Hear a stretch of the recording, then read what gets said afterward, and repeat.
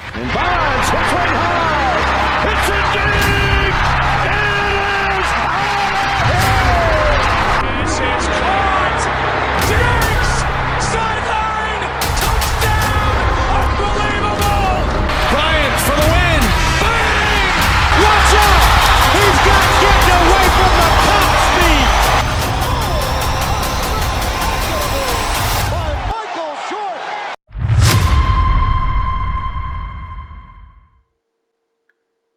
So you're looking to start a Madden 24 franchise, and you're looking for the best settings and sliders for that franchise, as Madden has added a ton of new exciting options, and it can be a little overwhelming as what gives you the best experience. Well, don't worry, you came to the right place.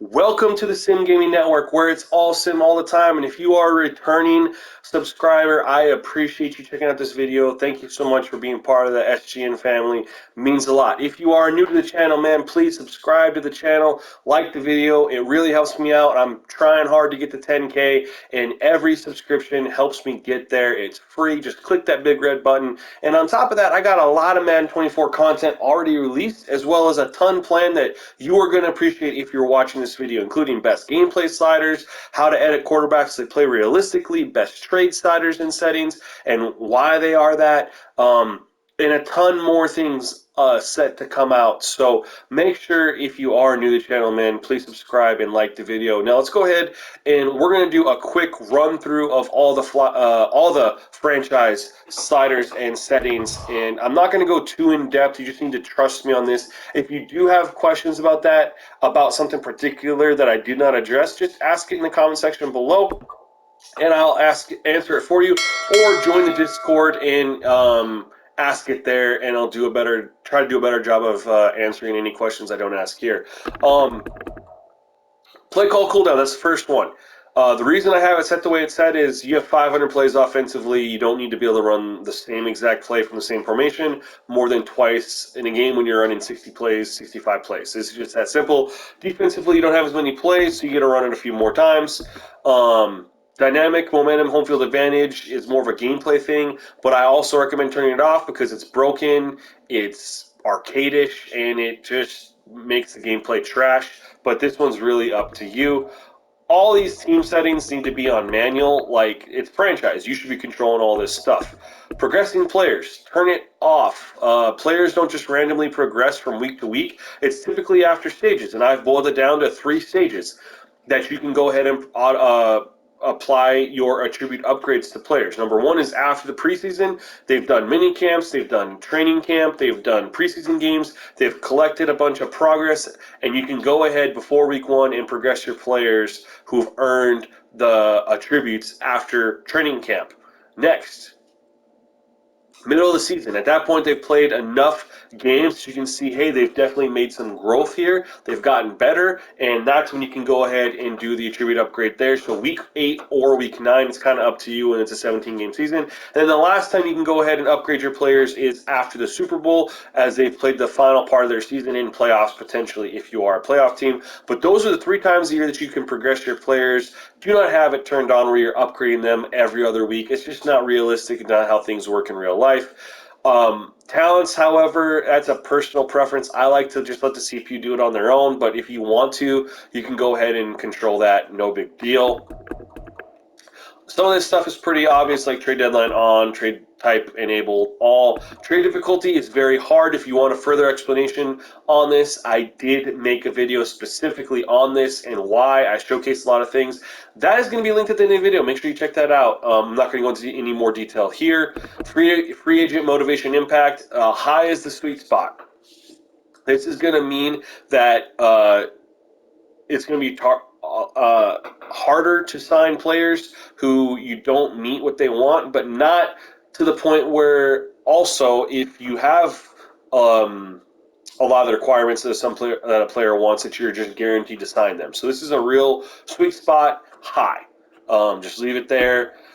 Obviously, practice squad ceiling on, relocation everyone, staff talent cost modifier. This has been set to slower for a couple years now. It's the sweet spot for earning staff points at a realistic rate that doesn't allow you to become like a dominant powerhouse staff-wise within a season. It's actually going to make you take a little while to build up those talents, which we want. It's franchise. All this stuff turned on, progressive fatigue.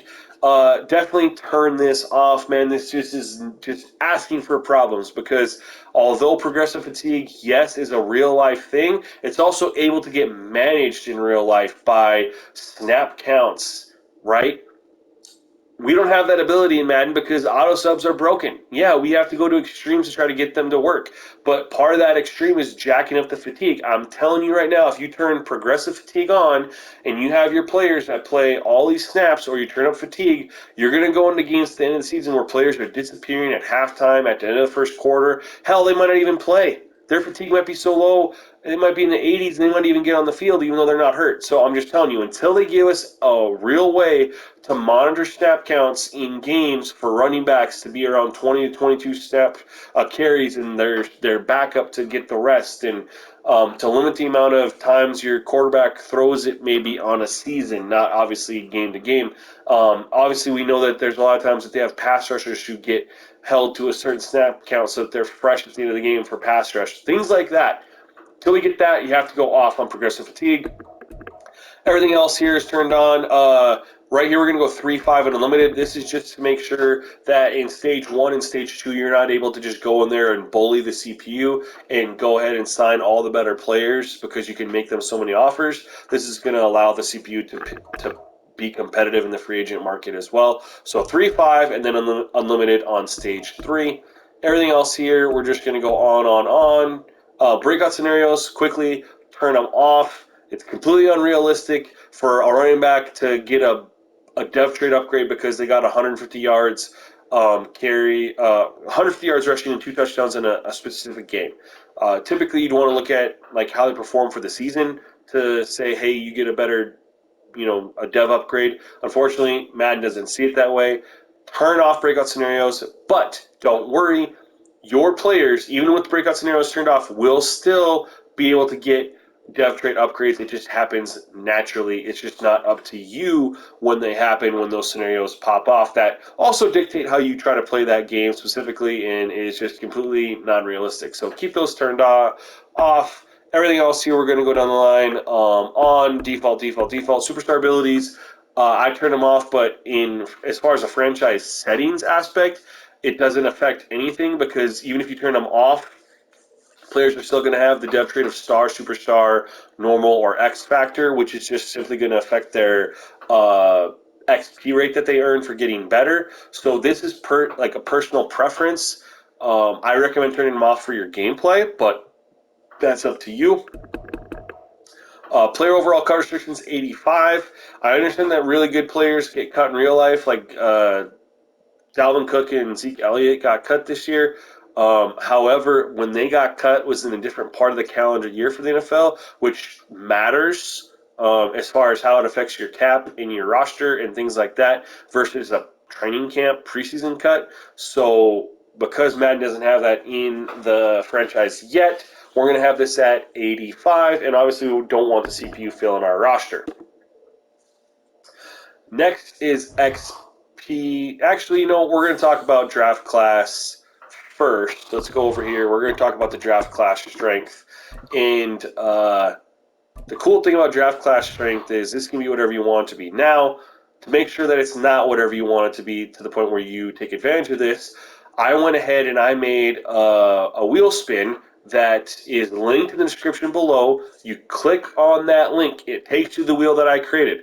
That wheel has all the potential things that could be here. So you can go very weak, normal, strong, or very strong. And I put normal on there twice just to have that be, like, again, that's the norm. I feel like it should have a little bit more odds than just the same as all the other options. So what you're going to do is you're going to say, all right, I'm spinning for quarterbacks. And you click the button, spin the wheel, and if it lands on very strong, then you put very strong. And you go down the list, and whatever the wheel comes up with is what you put, and that's your draft class strength for each year. It's very, I thought, intuitive, fun, exciting way, and keeps it completely random. And it's free for you guys to use. It's in the description of the video below. It's also pinned in the Discord, so enjoy that. And that's how we're going to go ahead and do draft classes. For XP, I'll tell you this much. I spent a lot of time tweaking these, running tests, and fine-tuning this. I mostly did 2-year and 3-year sims to see how it looked 2 to 3 years in, and then I did only a few 10-year sims. Most of the time, I just kind of hovered around 2, 3, 4 years. Anyway, this is very, very solid. I went for a little bit of a roster deflation in a couple areas, but it's still very, very strong. You won't even notice it. Honestly, it's just creating a little bit better balance. What you will see here is a ton of balance as far as maintaining a level of talent throughout the league at the various positions. So I don't really need to talk much for the XP sliders because you're just watching them scroll through the screen. There's nothing to explain here. So we're going to go ahead and do that really quick.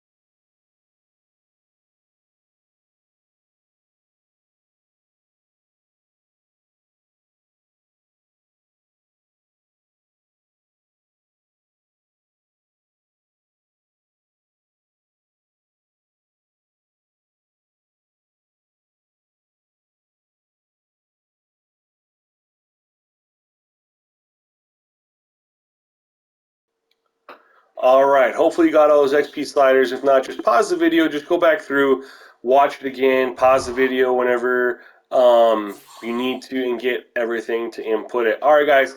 That is it for the video that covers all the best franchise sliders and settings. I hope you enjoyed the video. And hey, you know what? There's a couple videos here in the corners of your screen. I highly recommend you check it out and find some more great information on Madden 24 that you will appreciate. Otherwise, that's it for me, guys. Stay tuned to the next video. Peace.